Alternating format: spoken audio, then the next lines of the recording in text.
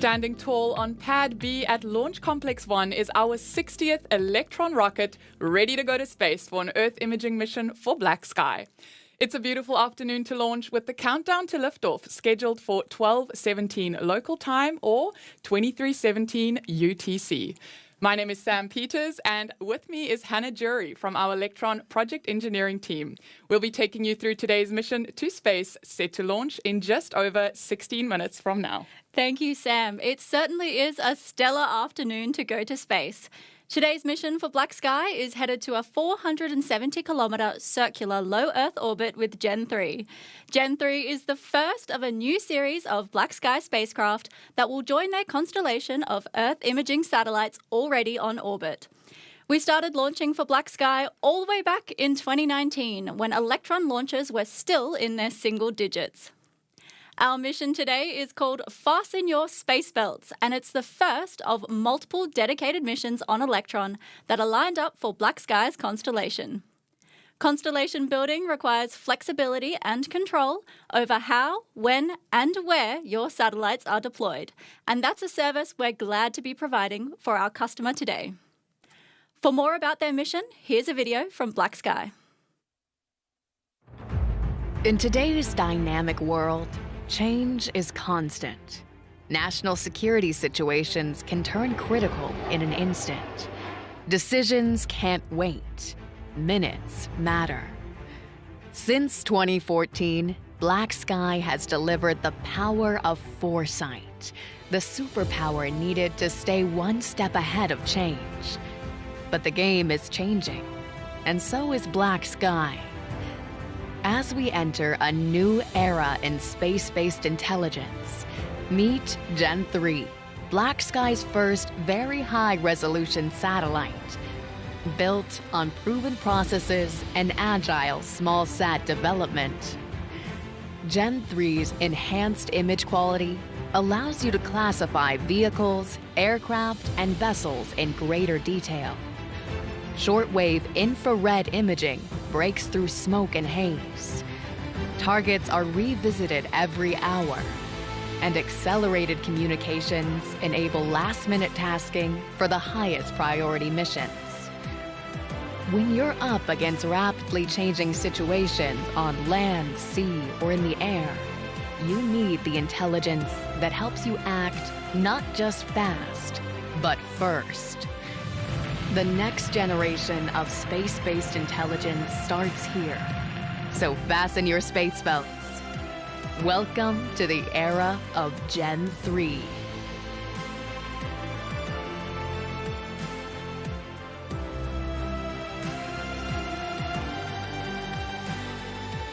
It will be our 9th launch overall for Black Sky, making us the most prolific launch provider for their constellation to date. Black Sky is one of our earliest and longest standing mission partners, and it's great to be back on the pad with them once again to advance and expand their constellation. Now, if you've seen enough Electron launches before, you might have noticed that the nose cone for today's mission is looking a little bit longer than it usually does. That's because we're flying an extended fairing today, which better accommodates the dimensions of Black Sky's new Gen 3 satellite. Customized fairings are a simple way that we can tailor Electron launches to meet a wide range of mission requirements. Now, each sit atop the same launch vehicle with a common interface to the fairing, which reduces integration time and cost. All of this to say that the beauty of our launch vehicle is that with a common launch platform, we're able to support multiple mission profiles, whether you're flying in orbit or below it. Now we are at T-minus 13 minutes in the countdown. Let's get an update from the mission control team as they run the go, no-go poll for today's launch. Our operators in mission control will report in on Electron's different systems and confirm with a go or no-go if everything's looking good for launch. This ranges from the payload status and the rocket's environmental conditions to its propellant tank levels and whether the skies will remain clear at liftoff. That's right, and from range control in Mahia, our operators there will report on the range's readiness and Launch Complex 1's ground systems to confirm the pad is ready for liftoff. All operators report up to the launch director in charge of operations, and today in mission control, our launch director is Michael Pearson. Let's tune in now to the poll as that status update gets underway.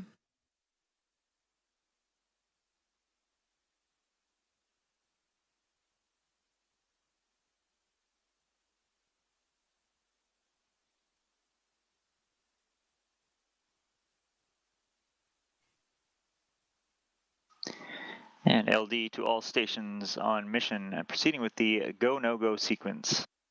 Stage. Stage is go. Avionics. Avionics is go. GNC. GNC is go. VCon. Econ is go. T1. T1 is go. GC. GC is go. PLS. PLS is go. RSO. RSO is go. MET. Met is go. MM. MM is go. And LD sup. LD sub is go. Okay, all stations, that concludes the go, no-go sequence. We are T-minus 11 minutes, 15 seconds and counting. We are go for terminal count auto sequence at T-minus 10 minutes. From this time, the 3-word hold procedure is in effect.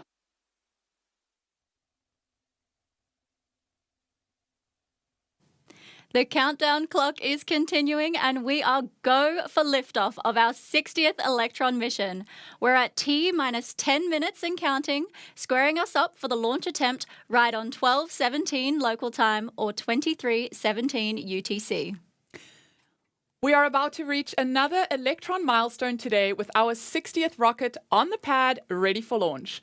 Now 60 launches is an impressive feat, but how about 60 rockets in 60 seconds? Let's enjoy this hot and fast recap of every Electron launch to date. 5, 4, 3, 2, 1.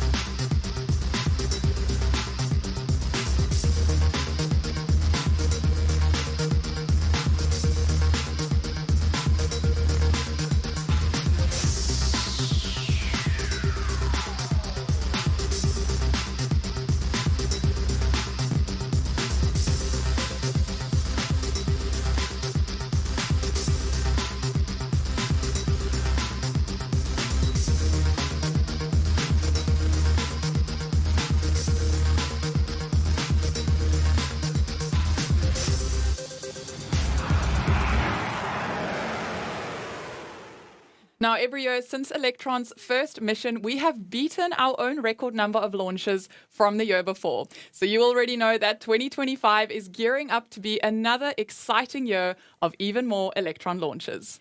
Now, one of the foundations to our success and a critical element in the ramp up in Electron's launch cadence is having our very own launch site to fly from. Launch Complex 1 opened as the world's first private orbital launch site and has been the primary launch site for Electron ever since. Having our own launch site means we're always free of traffic jams. With 2 launch pads to cycle between, a 24/7 launch operations team, and rockets always ready to go, Launch Complex 1 helps keep access to space open for the satellites that need to get there. Earlier this week, we caught up with our Director of Test and Launch Operations and today's Launch Director, Michael Pearson.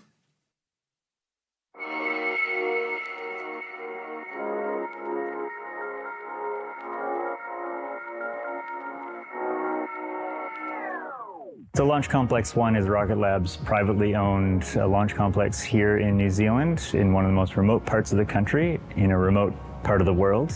We have 2 launch pads, as well as a large hangar where we can process multiple Electron vehicles simultaneously, and a number of clean rooms where customers can work on their payloads and integrate their payloads into Electron. The location that we're in here in New Zealand is fantastic. There are very few airplanes flying above us, there are very few ships in the seas around us, and so it's both easy for us to manage those during a launch campaign, and also does not prohibit us from launching pretty much any time. The fact that Rocket Lab owns and operates LC-1 on their own, it's extremely advantageous. It means that we have full control over everything that goes on there. We have first and only priority, and we can do with it what we want. So we can configure things exactly to how Electron is designed, and we can make it work specifically for our needs so that we can turn around launches as fast as anything. We also operate from LC2, which is a Wallops flight facility. It's a very similar activity over there. We just have some other parties that are involved. We have some really great partners that help us with those operations. We've proven that we can launch one rocket after another within 24 hours. And with all the pads occupied, we could do the same for 3 rockets in 24 hours as well.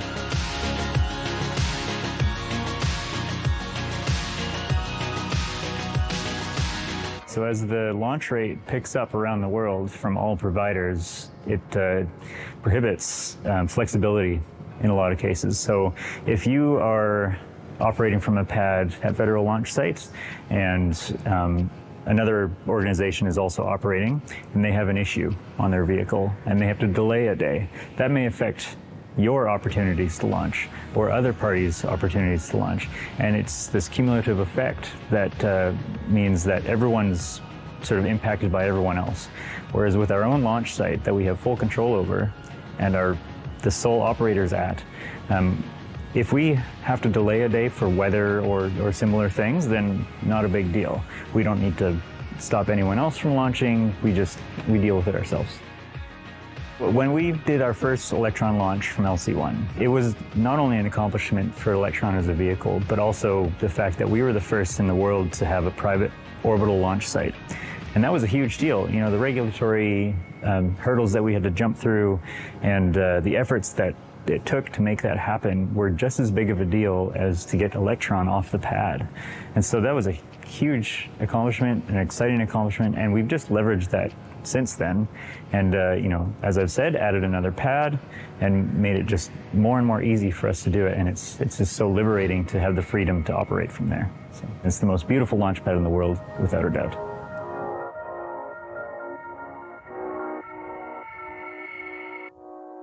Now, it takes about 9 minutes to get to space from LC-1, so stay tuned for liftoff in around 5 minutes as we embark on our 60th Electron launch. The mission begins with liftoff, of course, and shortly after we launch, we quickly reach a critical milestone called max Q.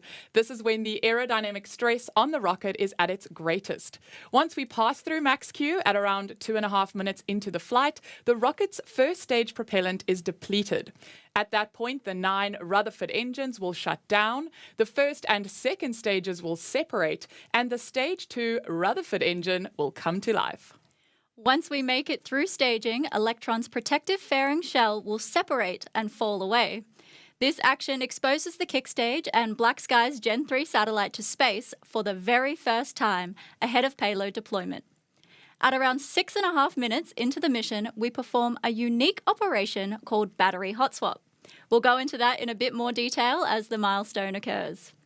Then, at the 9-minute mark, the second stage will shut down its engine. The kick stage with Black Sky's satellite will separate before entering a transfer orbit, coasting around the Earth for about 40 minutes. And once that pass is completed, we ignite our Curie engine on the kick stage to circularize our orbit around Earth before the Black Sky satellite can be separated and join its Earth imaging constellation. Before we get to liftoff, Electron operations will enter the final count. At T-2 minutes, control of the countdown is taken over by Electron's flight computer, which will manage final operations autonomously. Our launch director will then count the clock down from T-10 seconds, with Electron's engines set to ignite at T-2 seconds for a liftoff right on T0. That's right, and very soon we will be on our way to space for the 60th launch. We're bringing up the audio channels now for mission control to listen through that countdown in real time. So we'll be back with you shortly after liftoff. Auto sequence is locked. And confirm all expected flight computer ASGOs are green. ASGOs are green. Okay, all stations, we are go for auto sequence start at T-2 minutes. LD is go for launch.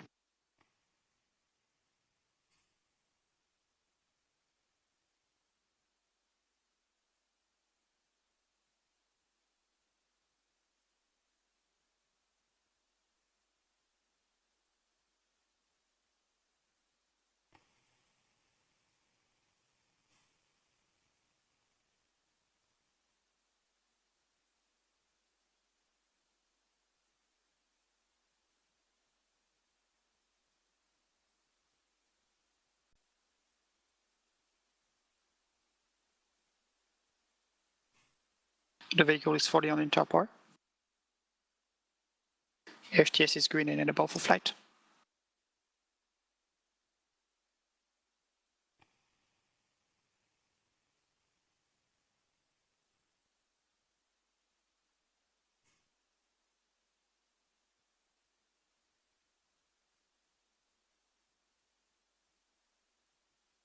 Box load is complete. System is in recirculation.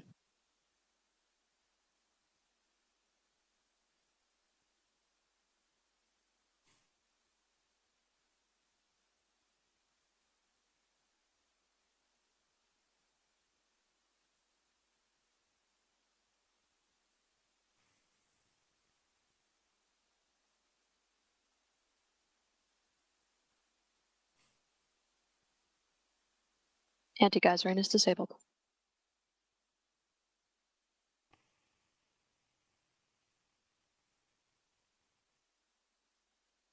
Stage 1 and Stage 2 tanks are pressed for flight.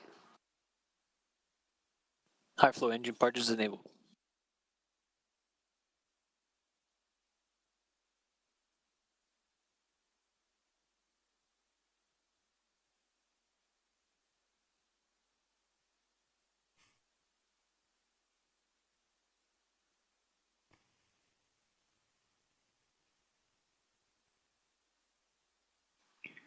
T minus 20 seconds and counting.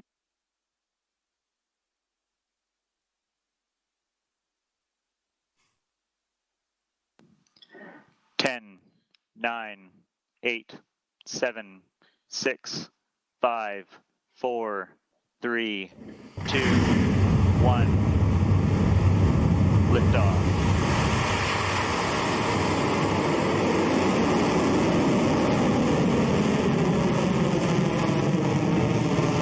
Nico's going to fire into the launch pad. Getting pitch over.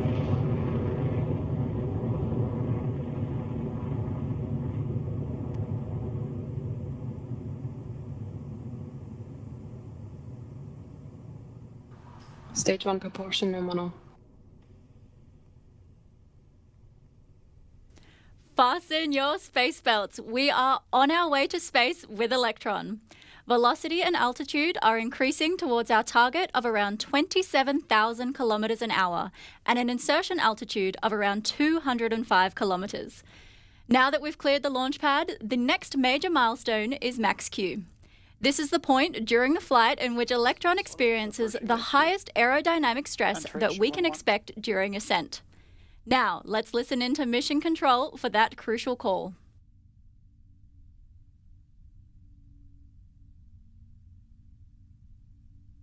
Cleared max Q. AGP discharge nominal. There goes Electron sailing cleanly through max Q and carrying onwards to space. You gotta love a daytime launch. We are getting some beautiful views from the onboard cameras back at Earth right now. Electron is now at an altitude of around 21 kilometers and traveling at speeds past 2,900 kilometers per hour. Coming up next is a particularly busy sequence of events, each occurring with only seconds of each other.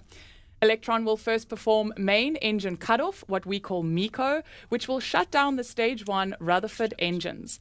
That's followed by stage separation and then ignition of its space-optimized Rutherford engine to carry on with the mission. You can watch it all unfold across these camera views shortly. Stage 1 propulsion holding nominal. Stand by for MECO in 30 seconds.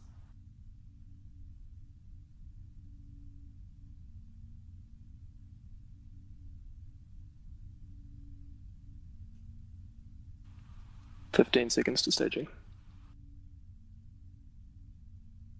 Entered burnout detect mode.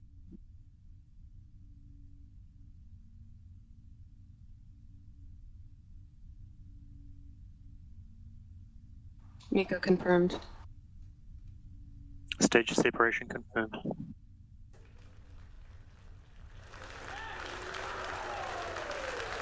Stage 2 ignition confirmed. And that is exactly what we wanted. MECO, stage separation, and second stage ignition all performed flawlessly on Electron's 60th flight. The rocket's second stage fired up healthy and is now continuing well on its way to orbit with Black Sky's Gen 3 payload, travelling now at more than 8,000 kilometres per hour. With the weight of the first stage gone, it's time to drop some more and streamline the journey to space for the second stage. Electron's fairing will soon split and eject its nose cone halves, introducing Gen 3 to the vacuum of space for the very first time. What we're waiting to hear next from Mission Control is that fairing jettison is confirmed. Let's listen in. And there goes that nose cone. Electron's fairing has been jettisoned. We are now 3 minutes into the flight with less than 6 minutes remaining for the second stage burn.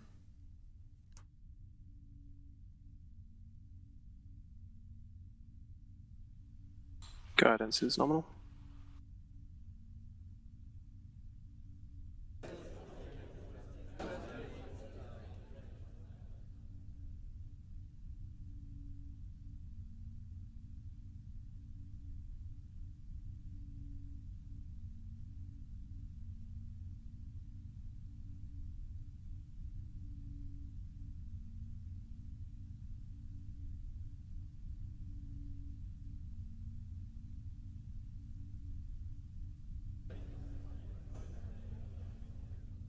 Right, T plus 4 minutes on the clock, and the mission is continuing nominally for Electron and Black Sky's Gen 3 satellite. Having made it through liftoff, stage separation, second stage ignition, and fairing jettison, our next milestone is one that you will only witness on Electron.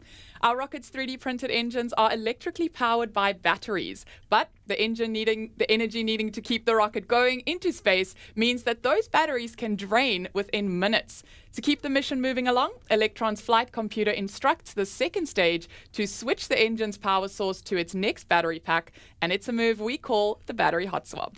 When that action happens, the old set of batteries are jettisoned and fall away from Electron, so you might catch them on your screen when they do. Otherwise, the comms call to confirm battery hot swap was successful should be coming up shortly from Mission Control.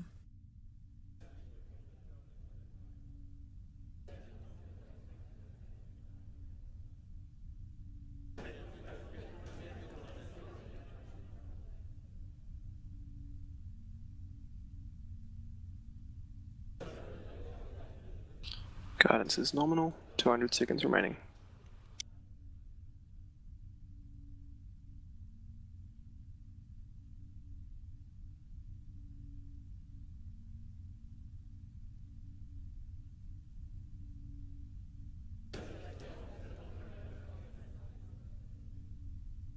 HUB discharging nominal, approaching up thrust in 30 seconds.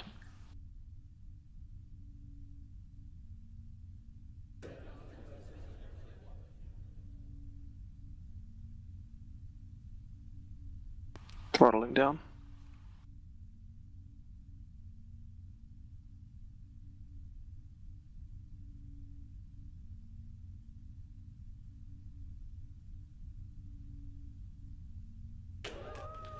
Battery jettison confirmed.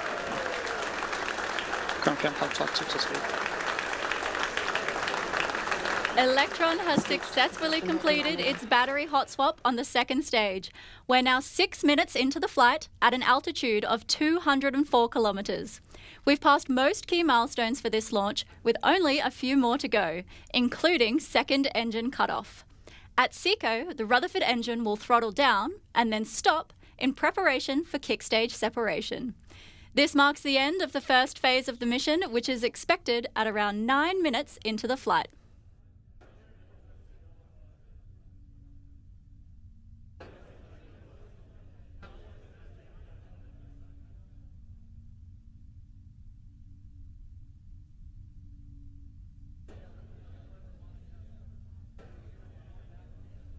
Now, the journey from the launch pad to the mission's target altitude takes less than 10 minutes altogether.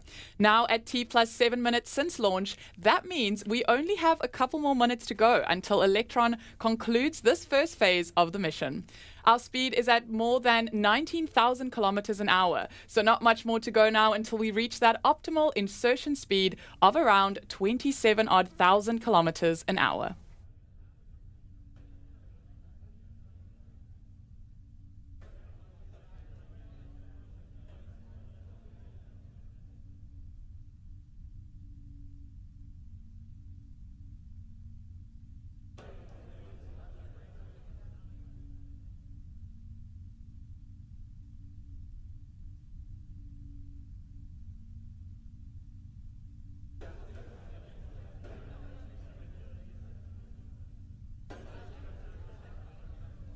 Only a few seconds now until we reach SECO, or second engine cutoff.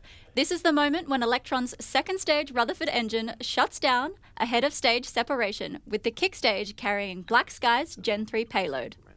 Standing by with mission control for that call.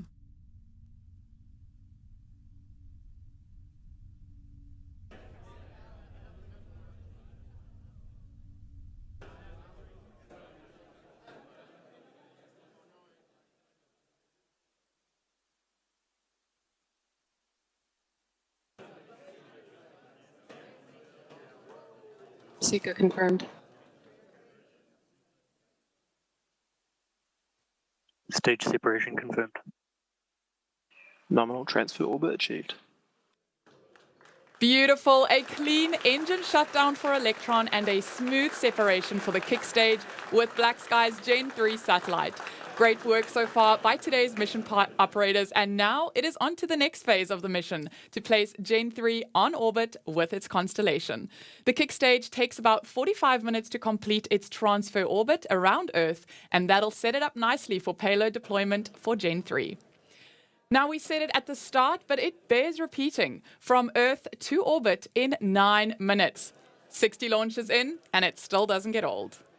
For now, the kick stage is in cruise mode, making its journey around to the opposite side of the globe ahead of its circularization burn from our relightable Curie engine.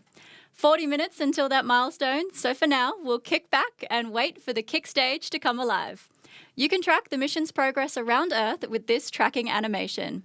If we're above your town, give us a wave. We'll see you back here shortly.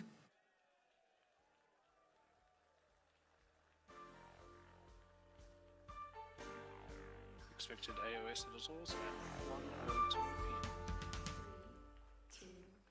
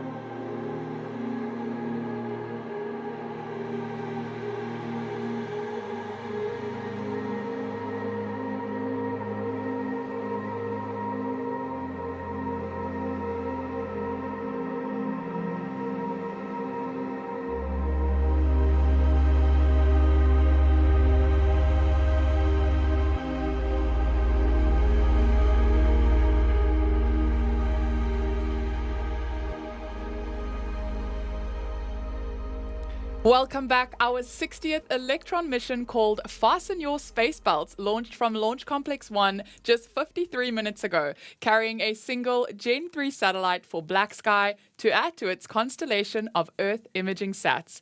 But now it is time to unbuckle and get ready for payload deployment, because we are just a few minutes away from completing Electron's final actions that will place Gen 3 on orbit and complete our mission.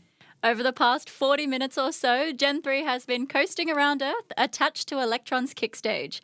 And just moments ago, the 3D printed Curie engine ignited to start our final circularization burn that sets up payload deployment.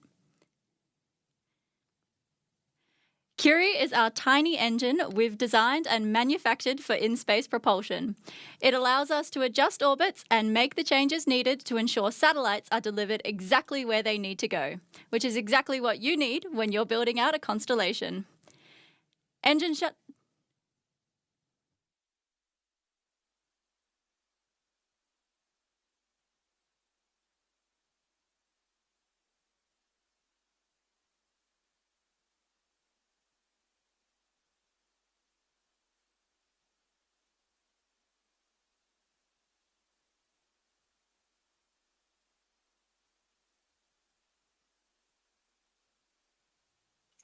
Payload deployment confirmed.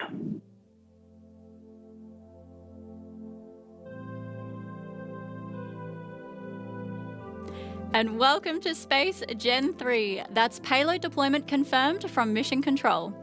Congratulations to the launch team and congratulations to Black Sky. Welcome to orbit once again. Today's mission was the first of multiple missions we have lined up with Black Sky to add to their Earth imaging constellation. So you won't have to wait long for another Black Sky launch on Electron. And with that, our 60th launch is another mission success for Electron. There's just no slowing down for us anytime soon though, with our next mission scheduled and ready to fly from LC1 in just a few short weeks. We'll share the full details for that mission across all the usual sites and platforms where you can keep up to date with Rocket Lab news. And don't forget, if you want to be part of the team building spacecraft, their components, and sending them up to space, check out the careers section of our website at rocketlabusa.com. Thank you for joining us today. It's always a pleasure to share our missions with you, and we'll see you back on the pad soon. This is Rocket Lab Mission Control, signing off.